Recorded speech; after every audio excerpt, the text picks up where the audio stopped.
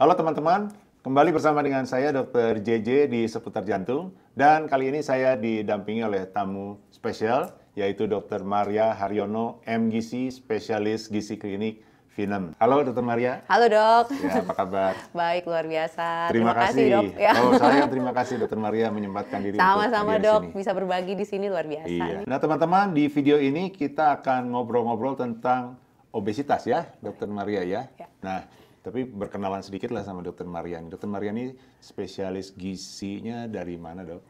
Ya dok, saya ini setelah dokter umum menempuh dulu magister gizi klinik. Magister dulu Magister dulu, kemudian spesialis gizi klinik, lalu mengambil fellowship. Nah, kebetulan magisternya dan spesialisnya ini di UI. Di UI ya. FKUI. Ya, dan sekarang berpraktek di Jakarta ya? Ya, betul. Di beberapa rumah Tempat sakit. ya, dan klinik. Baik, oke. Ngomong-ngomong soal obesitas, ini kan masalah yang umum ya, sering dihadapi sekarang ya. Ya. Kita mulai dari mana nih ngomong obesitasnya, Dr. Maria? Apa dari definisi dulu aja? Ya, jadi sebenarnya definisinya ya dok, Ya. obesitas itu simpelnya adalah kelebihan lemak.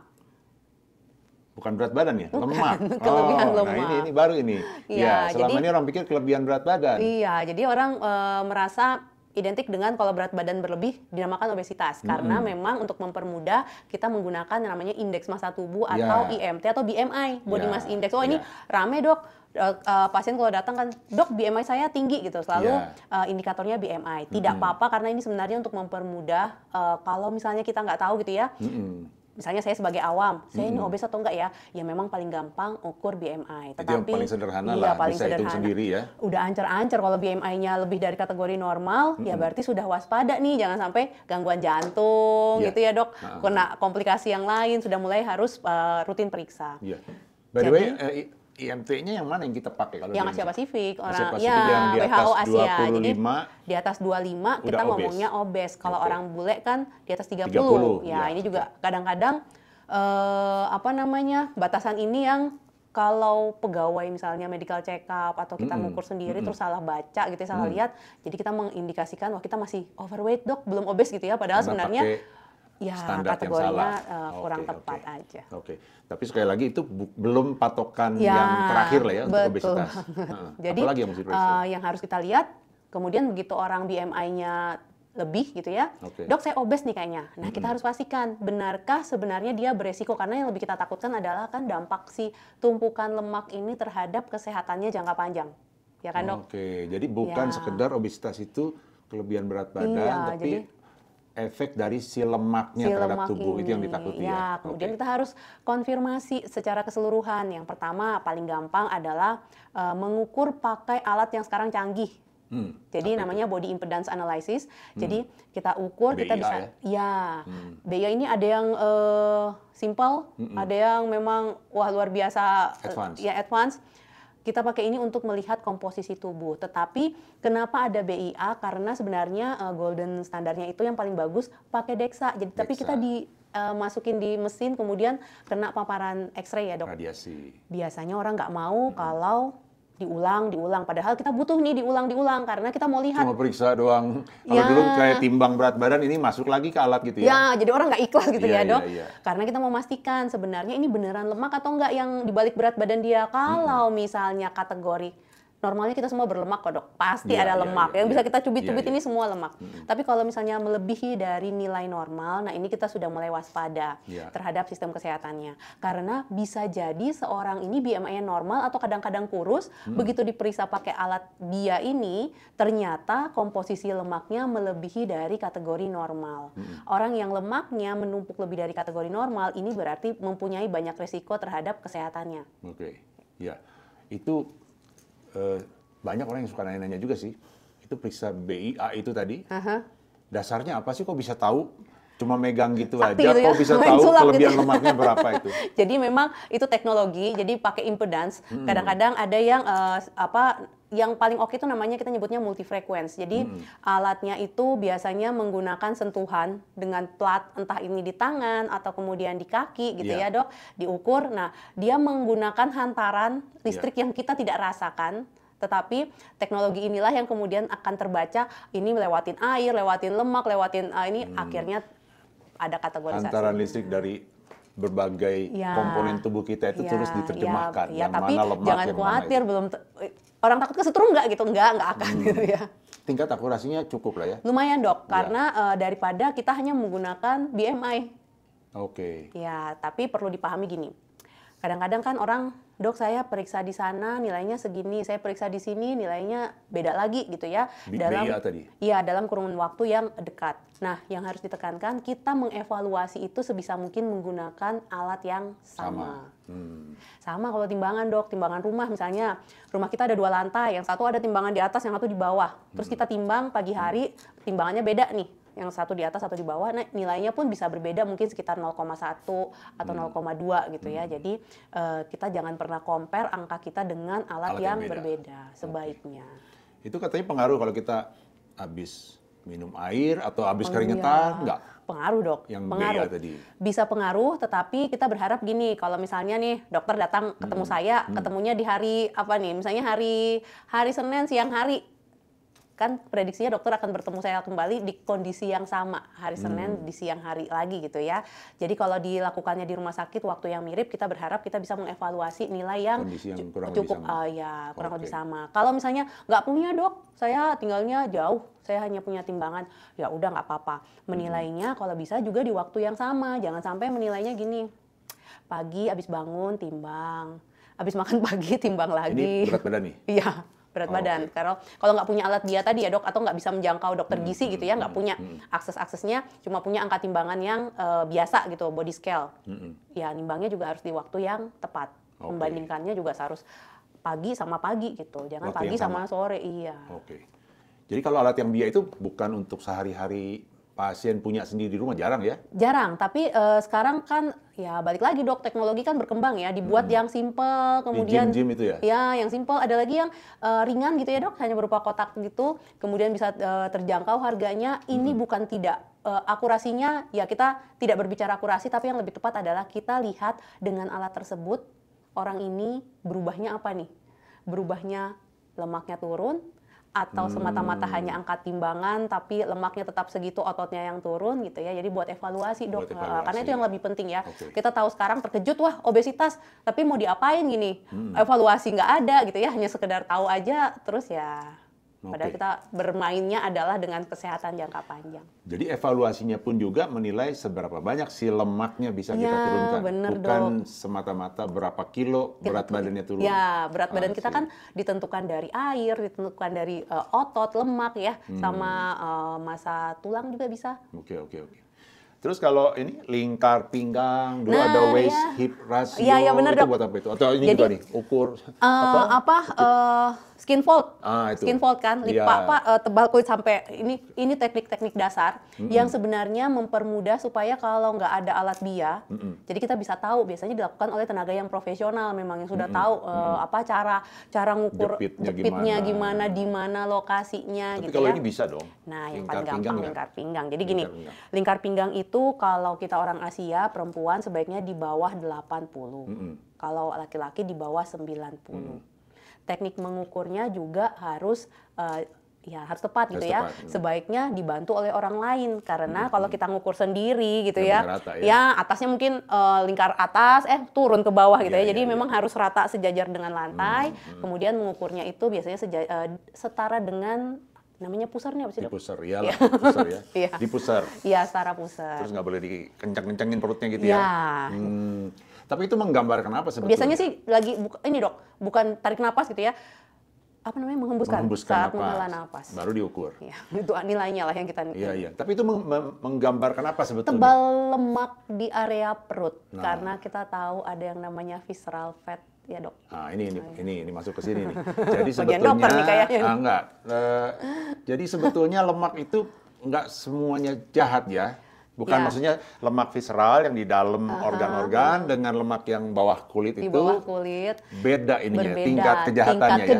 Iya, Benar iya. dok. Itu gimana Ya, ceritanya itu? Jadi gini, identik orang-orang yang lingkar perutnya lebih besar dari yang nilai tadi, ini berarti beresiko lebih tinggi terkena banyak penyakit. Iya. Benar ya dok? Iya. Lalu, identik lagi sama lemak perut, tapi sebenarnya itu lemak visceral. Bukan lemak yang bawah kulit sebetulnya ya. Lemak perut ini, lemak visceral ini nggak bisa kita cubit. Yang kita bisa cubit itu lemak di bawah kulit. Lalu ada yang juga kadang-kadang sedot lemak aja, nggak bisa. Lemak visceral ini juga nggak bisa disedot karena Yang dia ada di cuma dalam. ini aja. Nah, lemak visceral itu kan secara gampangnya sebenarnya lemak yang membungkus organ-organ di dalam rongga abdomen, di dalam perut kita ya dok. Ada usus, ada liver gitu. Normalnya kan ada ya. Jadi normalnya lemak visceral ini pasti ada karena ada gunanya juga. Tapi kalau ketebelan ya dia identik dengan menimbulkan banyak risiko penyakit-penyakit ya degeneratif juga termasuk ya, diabetes, kardiovaskuler. Nah, paling gampang yang ngukur lingkar pinggang tadi. Nah, kalau dibandingkan dengan BIA tadi? Kalau BIA kita bisa dapat nilai komposisi tubuh yang lain, termasuk nilai otot, nilai cairan, massa otot, cairan. Jadi nggak bisa lagi orang bilang saya berat air dok. Bisa membela diri ya. Saya nggak gendut tapi saya berat air. Ototnya nggak ada tapi Oke. Nah nanti kan dari sini sebenarnya dokter gizi biasanya mampu mengevaluasi. Oke, kamu harus saya kasih makan berapa banyak nih, ototnya harus naik, lemaknya harus turun gitu. Iya. Oke, sekarang juga sering banyak pertanyaan. Sebetulnya makanan yang apa sih yang paling jahat yang bikin orang jadi obesitas ya? Apakah karbo, apa lemak? Protein sih enggak kali ya, tapi biasanya yang perdebatan tuh karbo apa lemak sebetulnya. Tepung gitu ya. Nggak ada yang jahat. Yang jahat itu kita sendiri karena kendali diri kan ya dok. Nggak mungkin kayak gini, sesehat-sehatnya seseorang nggak mungkin dia nggak mengonsumsi gula. Pasti gitu ada, walaupun sebenarnya nggak ada orang yang betul-betul free. Entahlah ya dok, tapi rasanya agak nggak mungkin gitu ya. Tapi sekarang balik lagi adalah portion size-nya sebenarnya. Jadi bukan saya kayaknya berlemak gara-gara kebanyakan makan nasi padang, belum tentu. Kita harus lihat lagi komponen kebiasaan dia sehari-hari. Gitu. Sama ini dok, sebelum ngomongin tentang makanan, kadang orang gini, dok saya kurus tapi kenapa kolesterol saya tinggi? Nah itu kenapa tuh kalau Takdir mungkin ya dok. Jadi gini, dok kayaknya saya kurus tapi lemak saya ini, orang kadang-kadang identik lemak itu juga dengan kolesterol. Iya dok. Salah itu ya. Lemak di darah sama lemak yang nempel ini kan namanya sama-sama lemak tapi mungkin barang yang berbeda, benar ya dok? Kolesterol di darah sama ini, jadi belum tentu hal yang sama. Kita tadi berbicara tumpukan lemak, itu ya tumpukan lemak yang akibat lifestyle kita kemudian menumpuk entah jadi yang di bawah kulit tadi, subkutan atau lemak visceral. Kemudian dari makanan lagi nih dok ya, makanan nggak ada kok yang jahat, yang jahat kita sendiri. Jadi gimana caranya? Jadi gini, sehari-hari kita itu kan butuh energi buat berpikir. Saat kita tidur, jantung kita tetap harus bekerja, paru-paru bekerja, dan sistem metabolisme harus tetap jalan gitu ya. Dan itu semua butuh energi. Energi dari mana? Ya dari makanan. Tinggal sekarang kita mau mengonsumsinya berapa banyak dan jenisnya apa nih. Biasanya orang sekarang mulai lebih maju lagi paham tentang hitung kalori. Pakai aplikasi gitu ya, dipermudah gitu. Oh nggak apa-apa, itu boleh. Boleh banget. Tapi di balik kalori ini sebenarnya kecukupan nutrisinya, komponen nutrisinya terpenuhi atau tidak, ini yang jadi pertanyaan. Lalu di balik itu lagi, dari kalori muncullah tepung, makanan-makanan jahat, tepung, gula, santan. Ya, memang kalau dikonsumsi terlalu banyak dan dominan, ya barang-barang ini, makanan ini yang kemudian mudah untuk mungkin menimbun jangka panjang tertimbun jadi lemak. Kemudian jadi biang kerok inflamasi ya dok, kemudian peradangan, lalu muncullah pelan-pelan diabetes, padahal nggak ada faktor turunan. Karena orang dulu ngomongnya, saya diabetes karena turunan, padahal kan sekarang lebih banyak kencing manis diabetes ini karena lifestyle. Jadi nggak ada yang jahat, tapi kalau kita kontrol sebetulnya semuanya bisa ya. Jadi sebenarnya harus mengenali apa yang tubuhnya perlukan. Jadi tubuh kita itu semuanya secara basicnya perlu makronutrisi dan mikronutrisi. Makro itu berarti besar jumlahnya dan bisa kelihatan mata. Karbohidrat, protein, lemak. Lalu mikronutrisi kecil dibutuhkan tapi esensial dan penting. Vitamin dan mineral. Nggak kelihatan gitu karena biasanya vitamin dan mineral ini numpang atau nebeng bersama makanan yang makro tadi, yang gede-gede. Gitu. Nah, karbo, lemak, protein, makro ini kalau kita lihat satu-satu, tepung yang katanya jahat ini masuk karbo, sumber energi. Tapi kenapa sih harus dihindari? Karena sifatnya tepung ini kan refined karbohidrat yang sudah diolah. Jadi begitu kita konsumsi, dia akan mudah sekali cepat terserap itu indeks glikemiknya tinggi ya. Ya, cepat sekali kemudian naik cepat ya. terserap, gula darah bisa terganggu. Apalagi kalau orang-orang yang memang sudah berpotensi punya gangguan gula darah gitu ya, diabetes, Dok. Nah, jadi sebaiknya tidak dijadikan makanan sehari-hari tepung ini. Lalu apalagi karbohidrat simple, gula, temennya gula banyak, susu kental manis, ada gula merah, gula aren gitu ya.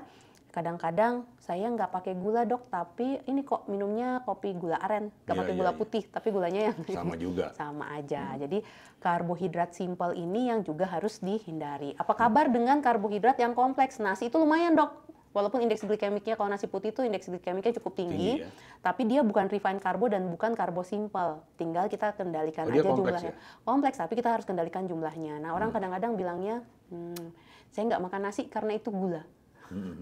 Gitu ya, Dok. Sering banget. Dok, saya udah nggak makan nasi kira-kira 1-2 tahun inilah. Karena, loh kenapa? Karena katanya itu gula. Ya, betul. Bahkan bahkan tepung, umbi-umbian, kentang yang katanya oke, ya semua karbohidrat buntut-buntutnya memang diolah badan gula. kita jadi gula. Tapi yang menjadi salah adalah antara gula yang ada di meja makan, gula putih, gula merah, sama gula di dalam badan kita, beda ya, Dok. Ya, jadi sebenarnya apa yang dikatakan menjadi gula itu begitu diolah oleh tubuh kita menjadi glukosa. Semua karbohidrat menjadi glukosa, tapi glukosa alias gula di dalam darah ini berbeda dengan gula yang ada di meja makan, gula pasir, gula merah gitu ya. Yang harus dihindari ya yang di atas meja makan inilah. Oke. Gitu. Jadi prinsipnya sebetulnya, jadi kalau makan itu kan ada kalorinya ya. Ya, Nah, kita kalau sepanjang kita seimbang antara kalori yang masuk dengan yang kita pakai, baru kemungkinan ini seimbang aja antara kalori masuk sama keluar. Ini baru Tidak. ngomong kalori, belum menjamin. tidak resiko obesitas. Belum tentu. Belum tentu juga. Belum tentu. Karena kandungannya bisa banyak. Iya, kalau misalnya kalori, tadi kan ada makronutrisi, mikronutrisi. Tahu-tahu kalorinya saya butuh 1.500, saya makan 1.500 kalori juga, tapi ternyata semua dari tepung. Kalorinya dia dapat, nggak Dok. tercukupi kandungan Cukup nutrisi. kalorinya, tapi komponen nutrisinya nggak cukup. Tapi Mungkin bagaimana dia terus jadi disimpan jadi lemak di dalam tubuh? Kalau dia udah cukup gitu maksudnya, kalau nggak dia- berlebihan. Ya, jadi gini, badan kita itu kan butuh bekerja sehari-hari untuk menjaga semua keseimbangan gitu ya, Dok. Iya. Kalau kita hanya memasukkan karbo, padahal kita butuh untuk otot, kita butuh untuk kerja sistem imun, kita butuh untuk sistem saraf kita bekerja, kita butuh untuk membentuk sel-sel yang baru.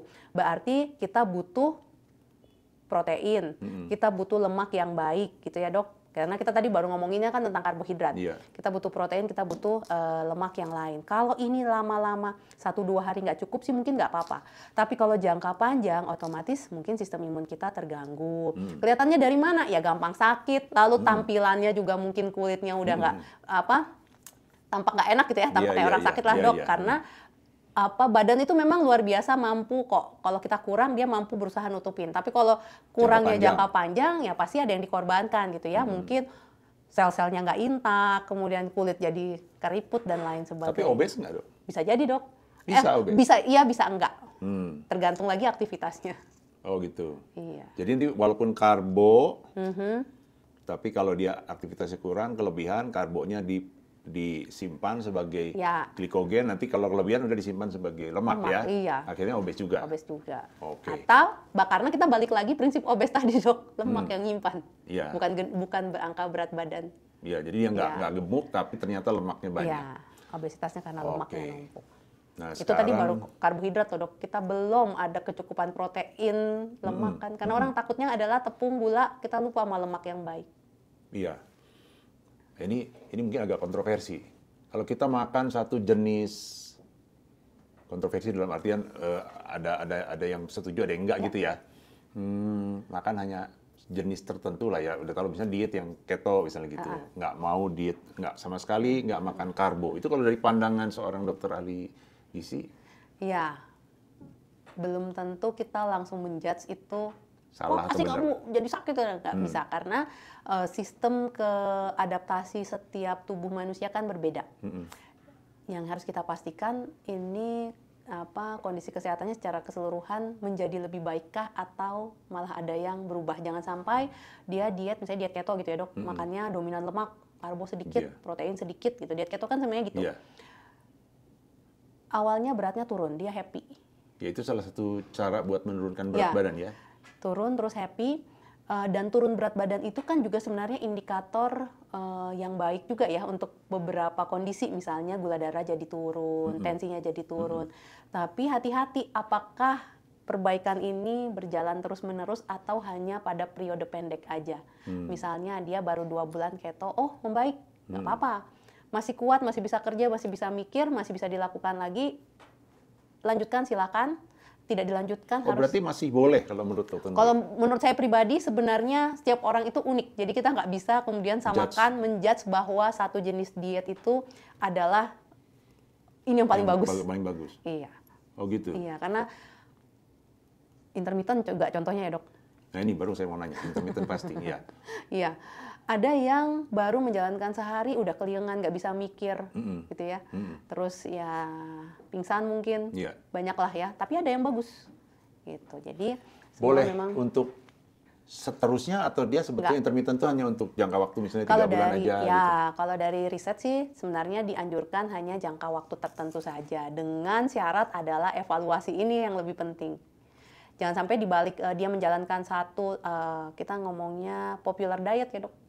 Popular diet tuh setiap musim pasti berubah, setiap tahun ada aja yang muncul. baru lagi gitu. Keto diet lah, intermittent lah, nanti pasti ada lagi yang lain, istilah-istilah yang lain. Jangan sampai popular diet ini kemudian mempengaruhi tadi akhirnya suplai nutrisinya tidak tercukupi. Dia fokus hanya kalori, proteinnya kurang, karbonya kurang, keseimbangan sama lemaknya juga jadi keliru.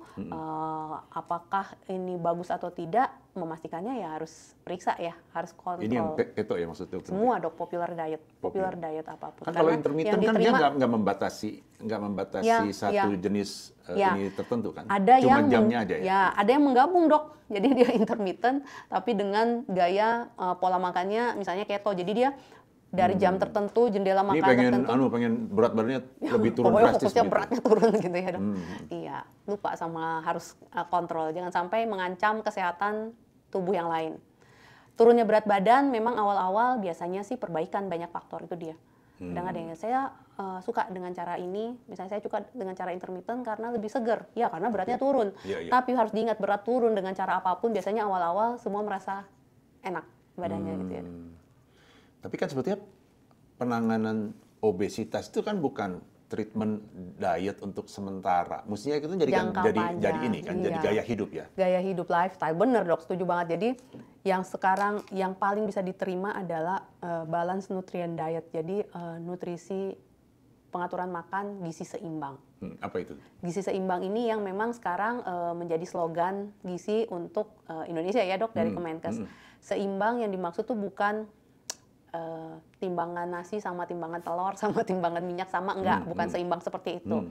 Tapi yang dimaksud seimbang adalah apa yang badan kita perlukan itu yang harus kita masukkan dengan seimbang. Contoh, dokter nih sehari-hari bangun pagi praktek gitu ya, Dok, aktivitasnya banyak, Iya. tindakan sana sini, terus podcast lagi ya, Dok. Nah, keseimbangan nutrisi dokter belum tentu sama dengan yang mungkin sama-sama laki-laki, umurnya sama, berat sama tinggi badannya sama, belum tentu sama karena jenis kegiatannya dan latar belakang kondisi penyakitnya bisa aja berbeda. Oh, berarti harus ini Itu dong, namanya dokter, seimbang. Maksudnya harus dokter gizi dong bantu nilai. Kalau Ya. secara pribadi saya nilai kan nggak punya kemampuan untuk menilai sendiri. Ya, jadi kalau misalnya mengalami kesulitan itu, ya memang harus carilah orang yang berkompeten untuk cari menghitungkan gitu ya menganalisa. sebenarnya butuhnya apa-apa aja. Kemudian dengan teknologi sekarang ya bisa diperiksa, saya kurang apa nih, Dok? Saya kurang misalnya, saya Dok kurang vitamin D nggak? Mungkin tanda-tandanya bisa kita lihat, tapi kan tidak ada yang khas. Paling gampang ya dan paling akurat ya periksa laboratorium. Atau saya ada resiko ini nggak, Dok, kekurangan bla bla bla vitamin lah atau kekurangan apa atau resiko kena penyakit jantung dan lain-lain. Nah, sekarang bisa nih periksa genetik. Jadi memanfaatkan teknologi yang ada, kemajuan kedokteran yang ada ya silakan banget dan tuh oke banget gitu ya. Jadi menunjang semuanya ya, Dok. Nah, cara makan diet gizi seimbang ini sebenarnya saking mudahnya mungkin saking mudah. Sebenarnya mudah, tapi saking mudah murah orang jadi susah mungkin sama ini. Oh gitu, mudah. Mudah ya, Dok. Gimana tuh? Mudah. Semua seimbang ini kan kita bisa dapat di mana-mana ya, Dok. Nasi putih pakai telur di balado sayurnya cukupan, ya secara nilai gizi lumayan nih dok. Sayur tumis gitu ya. Kemudian jumlahnya kita atur, nasinya mungkin 5 sendok cukup. Telurnya ya silakan dibuat nasi goreng, mungkin nasi goreng dengan sedikit minyak, telur sedikit ayam, protein dapat. Kemudian sayurnya dilalap, kan cukup gitu ya. Nah seimbang ini dari nilai nutrisinya sama porsinya. Tapi kan mesti ngitungnya dok, maksud saya bukan cuma tahu apanya ya, tapi nasinya berapa banyak, mesti seberapa, tiap orang berbeda dok, tiap orang kan pasti berbeda ya. Harus dinilai awal Hanya ya. tidak semua orang kan bermasalah. Kalau misalnya mau tahu kira-kira sebenarnya saya cukup atau enggak, ya tadi balik lagi evaluasi berat badannya stabil atau enggak, masih sehat atau enggak gitu ya. Gitu. Tidak ada marker-marker kesehatan yang membahayakan, karena ya tidak semua orang juga wajib banget harus ketemu dokter gizi, enggak, karena gitu. mungkin belum tentu bermasalah ya dok. Jadi paling gampang ya evaluasi berat badan mandiri. Oke. Gitu. Nah, mau tahu cukup atau enggak gitu kan. Kayak dokter nih misalnya. Tapi kalau saya udah periksa nih, saya jadi ini di podcast tapi saya konsultasi pribadi nih sama dokter Maria. Saya umur 58. Nggak kelihatan kok dok. Nggak kelihatan. Kalau dari segi body mass index, saya masuk obesitas di atas 25 dari segi body mass index. IMT Iya, 26 atau berapa gitu. Yang nggak tinggi-tinggi amat, tapi udah lewat dari 25. Dari segi ini lingkar pinggang juga lewat dikit dari 90 ya. Kalau kecuali saya cheating ditahan-tahan gitu, tapi lewat dari 90. Kemudian saya udah hitung tuh itunya tadi, BA itu. Yang angkanya nggak gitu inget persisnya, tapi massa otot saya pas-pasan, cukup lah pokoknya. Kayaknya semua lumayan. Airnya juga cukup gitu ya. Tapi lemaknya 28%. Berarti lebih ya? Lemaknya mesti berapa tuh? Nah, ini beda-beda dok. Oh beda-beda? Beda perempuan, bukan. Beda alat, beda perempuan, beda laki-laki. Jadi bukan dari alatnya. Kalau laki-laki secara umum, sebenarnya kalau mau detail kita bisa lihat dari kategori usia. Ya, usia berapa, rentang usia, ya. Tapi kita kan kepengennya kira-kira berapa sih dok? Nah, kalau laki-laki sehat sebaiknya di bawah 24%. Di bawah 24? In general, walaupun mungkin bertambahnya usia bolehlah sampai 25, sampai ada 28 nggak jelek-jelek amat. Iya, karena gini dok, kita nggak punya nilai kayaknya khusus untuk Indonesia ya. Jadi kita itu belum se-establish indeks massa tubuh. Katakanlah saya lebih gitu dok ya. Lalu saya udah dihitung-hitungin tuh sehari dengan kegiatan saya gini, dengan aktivitas saya kurang lebih mesti 1.800 kalori. Kira-kira kalau saya mesti turunin berat badan katanya mesti minus 500. Itu mempermudah dok. Iya, itu mempermudah. Benar, minus betul sekali. Minus 500 kalori sehari. Iya, mengurangi. Nah, itu kalau dari dokter Maria lihat beginilah, saya disuruhnya makan pagi apa, makan siang apa, makan langsung sore apa. Boleh ya, supaya ada gambaran teman-teman tuh misalnya dalam seminggu saya mesti turun berapa kilo tuh? Setengah kilo? Jadi turun berat badan juga jangan ekstrim. Setengah kilo? Setengah kilo sampai 1 kilo. Per minggu? Ya, untuk obesitas per minggu. Ya. Okay. Gak apa-apa setengah daripada 1 kilo, minggu depan nambah 2 kilo. Iya. Jadi nah, kalau intinya makanan yang gampang ya, yang nggak menyusahkan dan bisa tetap enak. Prinsipnya harus enak loh dok. Enak, tapi maksud saya bisa maintain seterusnya kan, jangan cuma program saya mau kurus 3 bulan balik lagi, nanti besok-besok balik lagi. Benar. Gitu. Nah, itu gimana itu? Jadi gini, dokter juga harus ingat tapi ya usianya kan nambah. Jadi nggak mungkin nggak 1.800 terus menerus loh. Nanti akan? Tapi ya mungkin bisa turun. Oh, turun malah. Ya, apalagi kalau aktivitas fisiknya juga berkurang. Makanya kan kita meminta setiap orang itu bertambahnya usia tetap sehat, tetap aktif, ototnya tetap bagus gitu ya, supaya... Kayaknya saya tambah-tambahin 1.800, jangan-jangan 1.600 kali. Saya itu apa namanya, kompromi itu mungkin. Habis kalau rendah banget nanti nggak bisa saya itu. Iya, oke. Tapi masuk akal nggak kalau 1.600? Masuk akal dok. Masih bisa. Dengan aktivitas dokter ya, dengan tinggi badan segini. Tinggi 176, beratnya 82. Masuk akal dok, masuk akal. 800 masih boleh. Karena juga ditentukan biasanya dengan masa ototnya dokter kan. Tadi dokter bilang cukup. Biasanya kalau ototnya cukup. Tapi kalau dikurangi 500 kalori berarti cuma 1.300. Iya, lemes dok. Iya dong. Apalagi kalau dari 1.600 turunin kan terlalu jauh turunnya. Jadi kalau saya 1.300 turun 500 nggak bisa mikir habis itu dok. Nah itu makanya mengurangi 500 kalori bisa juga bukan hanya dari makanan tapi dari aktivitas yang ditingkatkan. Aktivitasnya ditingkatkan. Iya. 500 kalori ini gambarannya kalau kita mau minus 500 kalori, orang tahu lah ya kalau kita bungkus nasi padang. Nah itu berapa nasi tuh? Padang bungkus itu kan standar lah ya dok. Iya. Nasinya banyak. Nasinya 2 kali lipat. 2 kali lipat daripada kita makan di dalam. Kira-kira bisa mencapai minimal 800-an kalori, bisa lebih. Kalau misalnya kuah-kuahnya berminyak banyak, berminyak bersantan gitu ya dok, sambelnya minyak semua isinya, ya bisa lebih. Densitas kalorinya jadi lebih besar. Jadi bayangkan 800 sampai 1000 kalori satu bungkus nasi padang, yang harus kita kurangi 500 sebenarnya. Jadi kalau dokter biasa makan satu bungkus nasi padang, mau kurangi 500, ya berarti dokter hanya punya hak setengah nasi padang sekitar itu. Tapi berarti Untuk dikurangin satu kali makan doang dong. Iya, Pagi masih biasa, sore biasa gitu. Itu kalau hanya mau hitung-hitungan ya dok. Iya. Tapi kan kita juga perlu jaga gula darah, kita juga perlu jaga kesehatan. Makanya kenapa jam makan itu kadang-kadang harus dikendalikan juga. Kalau kita misalnya yang gede-gede nih, saya dokter amit-amit pendek gitu ya, berat segini pendek gitu ya, harus diturunkan. Terus lemaknya banyak. Lemak ini di dalam tubuh kita dia kayak semacam punya suka ganggu sinyal lapar kenyang. Normalnya orang udah harusnya kenyang, karena adanya lemak ini dia kayak memotong. Jadi orang itu kayak nggak mengenal kenyang, dok, lapar aja terus kerja, lemaknya banyak. Kalau lemaknya yang nempel di badan, timbunan lemaknya banyak. Kayaknya kesannya lapar terus. Jadi kalau tidak dikendalikan, dibantu kendalikan jam makannya, terus dia kemudian misalnya langsung intermittent fasting, saya pokoknya mau, teman saya turun banyak, saya mau coba intermittent fasting. Dia mulai makan jam 12, tutup makannya jam 6 sore. 12 siang, jam 6 sore. Cuma 6 jam ya. Otomatis dari jam 6 sore hari ini sampai jam 12 siang, besokannya dia kosong. Lama banget itu. Iya. Nggak bisa mikir, nggak bisa bergerak, mungkin lemes, ke kantor susah gitu ya. Ya itu padahal dia sudah tahu saya pokoknya harus makan 1.500 kalori dari antara itu. Iya. Tapi dia lupa, badannya bisa saja nggak sanggup untuk mentolerir itu mulai dari jam 6 sampai jam 12 berikutnya. Katakanlah Dokter Maria, saya nggak mau intermittent fasting, mau. Oh ya, tadi kan PR-nya ngasih makan dokter ya? Oke. Biasa aja, bagaimana 1.800. Kita ambil, paling gampang kita bagi 3 kali makan. Nah. 1.800 berarti bagi 3 sekitar 600-an kan dok, sekali makan. Iya. Nasi 5 sampai 7 sendok makan itu bisa kira-kira 150 sampai 200 kalori. Nasinya aja? Nasi baru nasi, kan dokter nggak makan nasi aja kan. Tadi kan harus seimbang nutrisinya.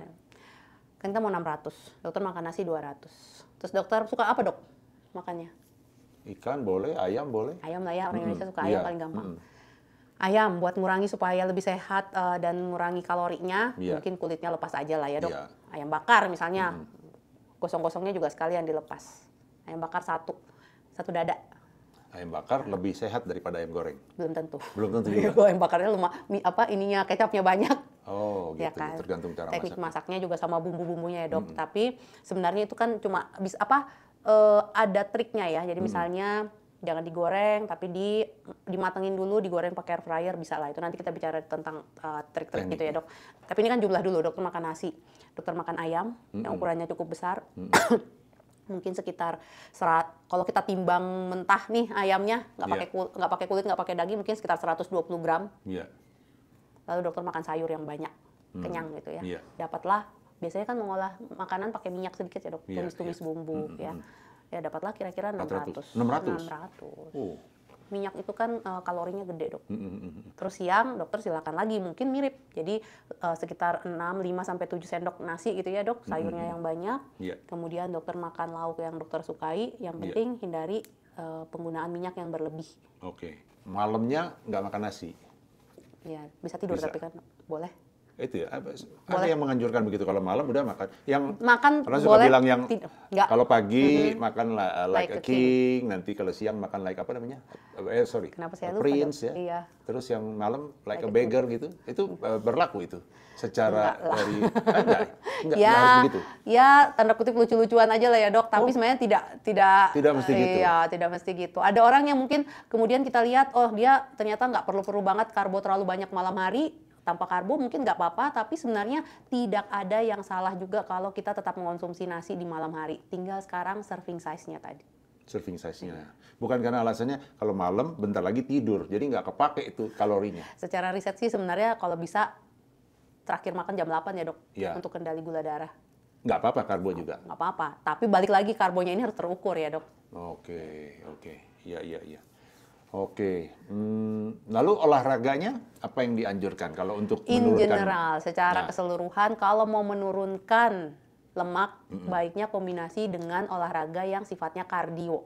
Olahraga kardio berarti kan kegiatan aktivitas gerak tubuh yang meningkatkan denyut nadi, denyut jantung ya dok, secara bertahap.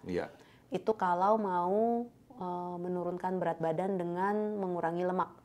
Nggak usah yang sekarang kan zona 1, zona 2 apa tuh, nggak usah yang sampai full zona 5 gitu Iya dok, yang habis dipaksa. itu Nggak perlu. iya, pokoknya sekarang dilihat ada, kalau misalnya toh badannya juga butuh untuk penambahan otot, berarti kan kita juga harus melatih ototnya. Weightlifting. Ya, entah ini tanpa alat maupun dengan alat, entah orang itu kan kemampuannya beda-beda dok. Iya. Ada yang orang tua, ada yang orang tua sehat masih kuat, ada yang mungkin sudah terbaring, orang muda ada yang magernya luar biasa, Iya, gitu iya, ya dok. iya. Ada yang ini, ya semuanya menyesuaikan dahulu. Jadi mulai dari gerak otot ringan, stretching misalnya, jalan dulu, kemudian jalan cepat dikombinasikan supaya heart rate-nya tetap bisa naik gitu ya. Tapi intinya di kardio untuk Kalau membakar lemak iya, gitu ya, di kardio ya. exercise. Oke, kecuali kita mau Bantu. nambah otot, Dibantu, weightlifting betul. dibantu gitu. Iya. Oke. Tapi nggak harus pakai alat loh dok.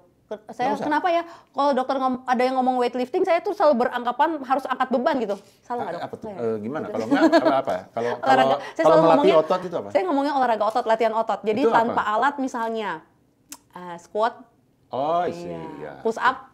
Oke. Push up kan bisa modifikasi ya dok. Ada orang yang Buat kuat. saya push up lebih berat daripada angkat beban. Oh ya, nah ini kayak dokter kan sukanya angkat beban. Ada orang nggak suka dok. Sukanya olahraga di atas matras tanpa beban, Iya, tapi iya, kan iya. banyak ya gerakan-gerakan Iya, yang iya. kita bisa pakai beban tubuh sendiri gitu ya. Nah, itu termasuk Iya, olahraga. iya. Kapan kita mesti pakai obat buat nurunin berat badan? Nah, Buat obesitas? Wah, ini Iya. biasanya orang sukanya jalan pintas nih, Dok. Apalagi di perkotaan. Iya. Dok, bosen. Sekarang apalagi nih, Nggak mau. suntik, Iya, Dok. semaglutide Iya. lagi Nggak mau ngehit tahu, nih. Dok. Saya Iya. udah nggak tahan lah pokoknya Iya, pakai iya. obat. Tapi harus tahu dulu. Jadi prinsip penanganan obesitas nomor 1 lifestyle. Oke. Perubahan pola hidup. Iya. Pola hidup ini nggak hanya makanan. Makanan harus sehat dan enak, Dok. Maksudnya, diet itu kalau orang selalu bilang saya nggak mau ke dokter gizi karena pasti makannya nggak enak. Misalnya sendiri milih nggak enak gitu ya, yang Iya, milih nggak iya, enak kan orangnya sendiri. Diet enak tapi terukur. Kemudian lagi olahraga, pola tidur, manajemen stres lah ya dok, masuk Oke. ini dalam lifestyle. Kemudian ada kadang-kadang indikasi harus ditemani dengan farmakoterapi, jadi pakai obat. Nah, kapan indikasinya tuh? Banyak dok Oke. indikasinya. Misalnya obat-obat obesitas itu kan biasanya membantu mengeluarkan lemak. Ternyata orang ini memang nggak bisa dok karena pola, ada yang nggak bisa, oh saya nggak bisa dok, saya makan harus beli, atau saya makan terpaksa harus itu dok karena itu yang disediain kantor. Oke. Dan kantor menyediakannya ya apa Berlemak adanya. lemak juga. Iya, jadi kita harus bantu misalnya dikasih fat blocker misalnya.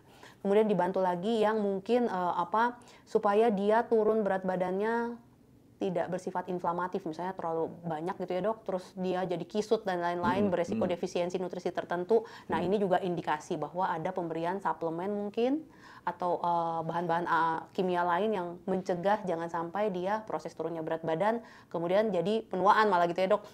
Oh ini obatnya kerjanya gimana? Yang ini? Ya ada yang bersifat antioksidan, ada yang bersifat antiinflamasi. Tapi nggak nurunkan berat badan? Belum tentu. Jadi biasanya ya itu harus saling menemani. Nah, yang Oke. turunkan berat badan ada lagi yang menekan nafsu makan. Iya, yang suntik ini. Belum tentu dok, ada yang minum. Ada yang minum juga. Ya, menekan nafsu makan juga harus by indikasi. Jadi ada orang yang sudah ngebut nggak bisa, saya nggak bisa mengendalikan nafsu makan saya. Dia butuh obat penahan nafsu makan. Tapi kalau misalnya kontraindikasi, misalnya gangguan tidur, gangguan cemas mungkin, nah ini harus hati-hati dalam obat-obat yang menekan nafsu makan. Oke. Lalu lagi ada sekarang yang ngetren semaglutide. Ya, Yang itu kan disuntik. juga menekan nafsu makan juga tuh. Ya lumayan dok karena Atau dia ini ya, rasa kan- lapar ya, rasa kenyangnya lebih lama ya. Rasa kenyangnya lebih lama karena kerja saluran cernanya juga tanda kutip lebih melambat gitu ya dok. Jadi ada perasaan penuh, kadang-kadang disertai mual gitu. Semaglutide ini awalnya kan buat Diabetes. Iya. buat diabetes, tetapi ternyata penelitian berkembang ternyata ini juga mampu membantu mengendalikan berat badan dengan kerjanya membantu kerja insulin gitu ya dok di pankreas dan lain-lain. Hanya saja dosisnya ini memang Tinggi kalau buat ini. ya buat obesitas tinggi. Iya. Dan kita nggak Mual. punya. Ya, apakah sebenarnya orang Indonesia setinggi itukah butuhnya? Ya dok, ya Dokter Maria pakai buat pasien-pasien. tergantung indikasi. Tergantung indikasi. Katanya Tapi mesti ini body mass index-nya di atas 30 baru indikasi pakai itu in general ini. dok ya. Jadi kan kalau sebagai dokter pasti ada seninya gitu ya. Kita Kadang jangan 27 juga ya kalau ada comorbid ya. Iya, kita ada kasih. comorbid. Kemudian ya intinya harus sesuai indikasi karena kita harus memperhatikan juga kenyamanan pasien dan keberhasilan ya dok. Jangan sampai kita memberikan atas keinginan pasien atau mungkin ya sudahlah tembak aja lagi langsung pakai obat ini tapi justru jangka panjangnya bisa berbahaya kan, itu kita nggak mau hal-hal itu terjadi. Jadi harus diingat obat-obatan ini bukan segala-galanya terus bisa main sulap gitu. Jangan sampai orang merasa saya sudah suntik, saya sudah pakai obat, saya sudah pakai penanam nafsu makan, lupa dengan cara ngatur makan. Iya. Balik lagi ke prinsip awal badan. Nomor satu lifestyle-nya dulu ya. Ini buat bantu. Jadi kalau buat bantu sebetulnya bukan untuk seterusnya dong. Iya, ada jangka waktunya tertentu. Makanya hati-hati orang-orang yang mungkin banyak dok sekarang dijual di e-commerce kali ya obat diet yang entah isinya aman atau juga ya nggak, entahlah, hati-hati aja. Jadi kalau misalnya tidak obat berdasarkan yang bukan yang di-approve oleh medis maksudnya. Entah dok, entah mungkin ini berupa bahan-bahan alami ya bisa saja mungkin serat gitu ya yang sebenarnya serat pangan yang bisa sehat tapi ya tadi jangka panjang, jangka pendek, pakai sehari, 2 hari, 1 bulan. Beda ini nanti. Iya. Oke. Kapan pasien akhirnya kita nyerah lah, udah pakai operasi aja lah, bariatrik. Itu kapan? Berikutnya. Jadi lifestyle, farmakoterapi, kemudian tindakan. Untuk ini biasanya adalah orang-orang yang sudah lifestyle dikendalikan, obat sudah diberikan, tapi ternyata berat badan juga tidak turun, tetapi kondisi obesitasnya ini mengancam. Iya. Misalnya gangguan jantung yang bahaya, itu apa sih ya dok? Biasanya kadang-kadang gitu ya, kita ini sama dokter jantung, dok harus turun berat badan, kalau enggak saya nanti bisa ABCD gitu dok. Ya secara umum kan obesitas Gantian saya jadi hostnya. menyebabkan insulin resistensi insulin, nanti akhirnya ke diabetes, nanti akhirnya dia akan ke kardiovaskuler, udah pasti itu ke sana. Nanti dislipidemia juga yang kita sebut sebagai atherogenik dyslipidemia, di mana VLDL-nya tinggi, HDL-nya rendah, triglyceridnya tinggi, yang ujung-ujungnya itu small dense LDL, itu ujung-ujungnya pokoknya plaknya lebih cepat numbuhnya dan akhirnya orang udah dipasang ring, nggak berapa lama tersumbat lagi, Jadi dokternya kayak gitu ya? Mengancam nyawanya. Artinya kayak Bapak ini sebetulnya udah dipasang ring, tapi kok bolak-balik tersumbat lagi. Rupanya karena obesitasnya, sehingga kondisi metaboliknya tuh nggak beres-beres gitu. Sehingga dia mesti diturunkan gitu. Enak juga udah jadi host ya dok. Iya, jadi gitu ya biasanya yang berapa operasi yang di atas 40? morbid. Obesitas morbid. Kalau berdasarkan kriteria IMT atau BMI itu tergantung, biasanya kalau Asia morbid itu di atas 35. Dengan kondisi-kondisi tadi ya dok, penyerta membahayakan, dislipidemi tidak terkendali, gangguan jantung dan lain sebagainya, gula darah, amburadul, sudah pakai obat ABCD, sudah pakai insulin tapi ini jadi mengancam gitu. Jadi dianjurkan kombinasi dengan tindakan bariatrik. Prinsipnya apa itu tindakan bariatrik? Tindakan bariatrik itu berarti memanipulasi saluran cerna sehingga mengganggu proses entah ini secara mekanik atau penyerapannya.